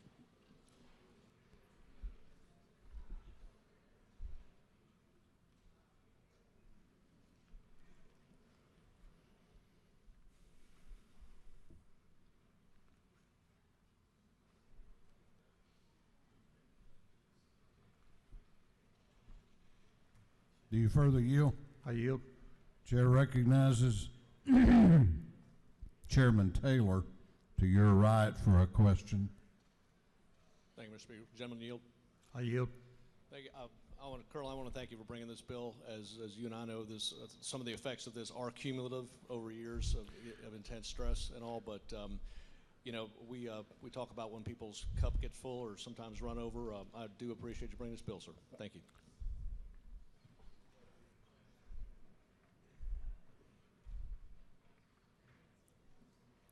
That's correct.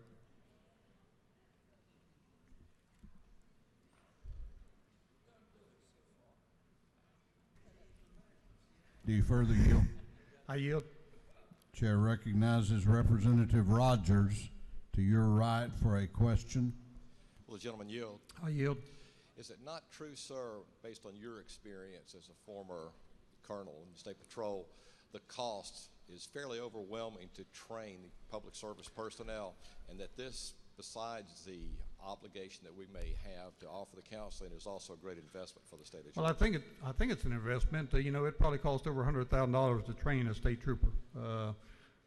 The recruitment process and all the testing that they have to go through often takes up to 6 months. Psychological evaluation is part of that. If they don't get a clean psych evaluation, we don't hire them. But then you get 2 or 3 years of experience in them, and they get involved in one of these critical incidents, and they quit.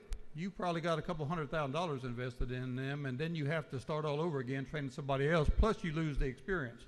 This also happens more routinely at the local level than it does at the state. So I think this is good government. Plus it shows that the entities that hire these people care about them, and that means a lot to most employees anywhere you go. Great. Thank you, sir. I appreciate you bringing the bill. Do you further yield? This will be the last one, Mr. Speaker. Chair recognizes Representative Gravely. To your right for a question. Does the gentleman yield? I yield. Is it not true that in 2015, the Journal of Emergency Medical Services surveyed 4,000 first responders and found that 6.6% had attempted suicide during their career? I'm sure the gentleman knows of what he speaks, and I'll say this. I had a supervisor one time that had problems, and I never knew exactly what they were, but it became very obvious to me that he was an alcoholic because I was the assistant post commander, and every time something would arise, I would have to go to his house and go take care of it because he wouldn't leave. He tried to commit suicide 3 times. He shot himself in the back twice with a .25 automatic pistol running down the street, I think to get some notice. He later took a .22 rifle and shot himself twice in the stomach, and then the 3rd time he was successful. And I think he was reaching out for help, and at that time we didn't have anybody to help, and it ended very tragically. Gentleman, further yield for a final point. Yes, I will. Based on this survey, found that suicide rate among public safety personnel is 10 times greater than that of the general population. I'm sure the gentleman knows of what he speaks. Thank you, sir. I yield the will, Mr. Speaker. Gentleman has yielded the well. Is there any objection to the previous question being ordered? The chair hears none. The previous question is ordered. There is a floor substitute. A floor substitute. It is LC 411487S. Is there any, clerk will read the floor sub. LC 411487S by Representative Coomer, the 14th, Powell, 32nd, Meadows, the 5th, offers the following substitute to HB 703. It is printed, distributed, and on your desks. Is there any objection to adopting the floor substitute? Is there any objection to adopting the floor substitute? Is there any objection? The floor substitute is adopted. Did you want to speak? Is there any objection to withdrawing the committee substitute? The chair hears none. The committee substitute is withdrawn. Is there any objection to agreeing to the report of the committee, which was favorable to the passage of the bill? The chair hears none. The report of the committee is agreed to. Shall this bill now pass? All those in favor of the passage of House Bill 703 will vote aye. Those opposed will vote no, and the clerk will unlock the machines.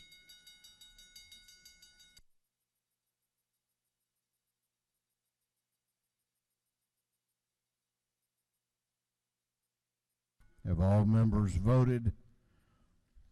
Have all members voted?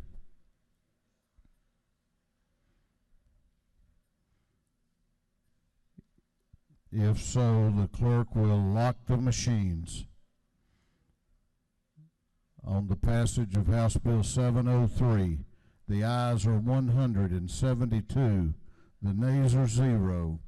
This bill, having received the requisite constitutional majority, is therefore passed. Clerk will read the caption to House Bill 121. House Bill 121 by Representative Abstration of the 104th and others to be entitled an act to amend Chapter 12 of Title 53 of the Official Code of Georgia annotated relating to trusts so as to change provisions relating to minor or unborn beneficiaries. This bill having referred to the Committee on Judiciary, that committee recommends that this bill do pass by committee substitute. Chair recognizes Representative Abstration to present the bill. Thank you, Mr. Speaker. Ladies and gentlemen of the House, I bring to you today House Bill 121. This is a project that I've worked on for over a year. It's updating Georgia's trust code. And to kind of summarize things, currently Georgians are going to other states in order to have their trusts drawn because state law elsewhere is more favorable to what we currently have on the books in Georgia. Now, in about 2010, Georgia implemented an update to the trust code, but many of the updates that were made were commonplace at the time and didn't include some new, more modern trends that we were seeing in trust code updates. And so I'll give you kind of a run-through of what House Bill 121 seeks to include. First of all, House Bill 121 provides a statutory mechanism for non-judicial settlement agreements of matters relating to trust with the consent of all parties involved or their representatives who would be required to participate in binding court-approved settlement. As part of this change, there are also now a statutory mechanism for one party to receive notice and to give consent on behalf of another party. This would also include minor or unknown beneficiaries and matters relating to a trust. Now, to just kind of break this down for you, currently there might be agreements that parties enter into where all the parties are in agreement, and that never even sees a courtroom. But that's operating without existing law. There's no law on the books to allow that to occur. So House Bill 121 would make it clear that that's okay, but all the parties involved have to be in agreement for that to occur. Also, this bill includes new statutory mechanisms for modifying irrevocable trusts by first, a court-approved modification with the consent of the settlor and the beneficiaries, 2, court-approved modification after the death of the settlor with the consent of all beneficiaries, and 3, discretionary modifications by a court to facilitate efficient administration of the trust. This is a modern trend that we're seeing where if all the parties are involved, that an irrevocable trust may be modified in those circumstances. The bill also allows for a statutory mechanism for the distribution by a trustee of trust property from an existing trust to a new amended trust. This is what lawyers call decanting. That's where you take the property at issue in one trust and issue into other trusts. The bill follows with a modern trend that we're seeing from other states to allow the parties involved to do what's clearly in the best interest of all involved and to not be stuck within legal parameters that were maybe set years ago or in existence simply because of longstanding common law. Mr. Speaker, I'd be happy to answer any questions, and members, I would ask for your favorable consideration of House Bill 121.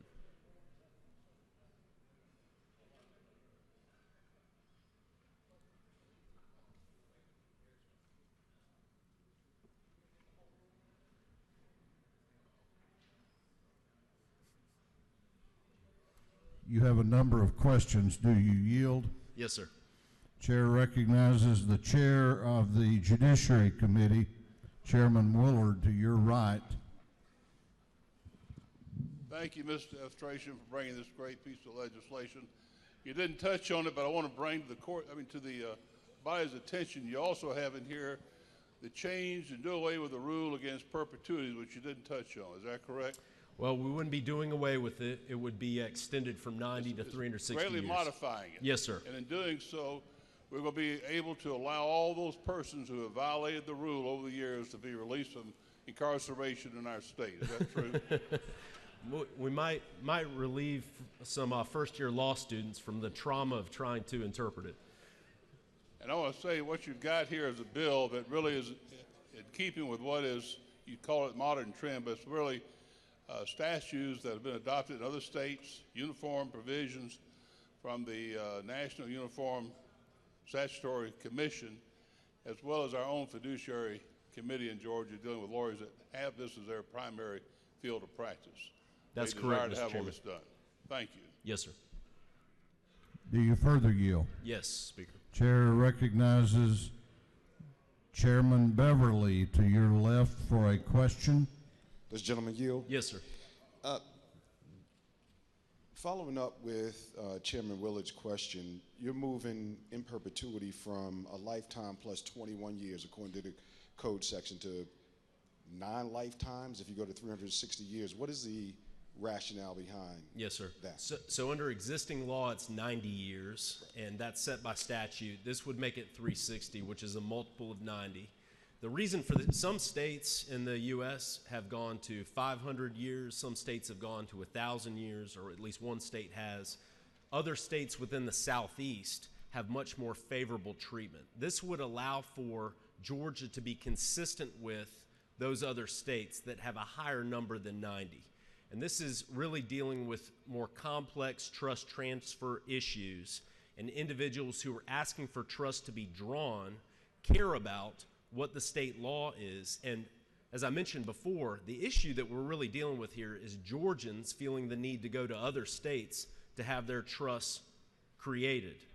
And those Georgians are unable to, or perceive that they would have more favorable or better treatment if they went to another state and had that trust drawn. Thank you. Mr. Speaker, at this time I will yield the well. I've spoken about trust and rules against perpetuity to the extent that probably everybody would like to hear at this point. Members, I'd ask for your favorable consideration, ask you to vote green on House Bill 121. Thank you.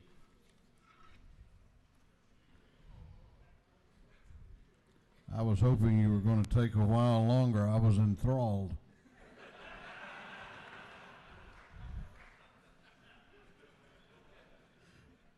Is there any objection to the previous question being ordered? The chair hears none. The previous question is ordered. Is there any objection to adopting the committee substitute? The chair hears none. The committee substitute is adopted. Is there any objection to agreeing to the report of the committee, which was favorable to the passage of the bill? The chair hears none. The report of the committee is agreed to. Shall this bill now pass?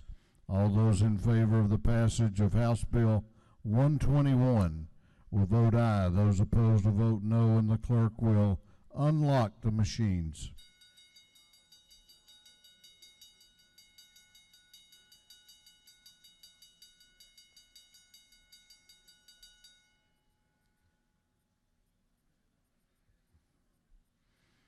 Have all members voted? Have all members voted? If so, the clerk will lock the machine on the passage of House Bill 121. The ayes are 170. The nays are 4. This bill, having received the requisite constitutional majority, is therefore passed. This House will be in recess until 1:45. 1:45.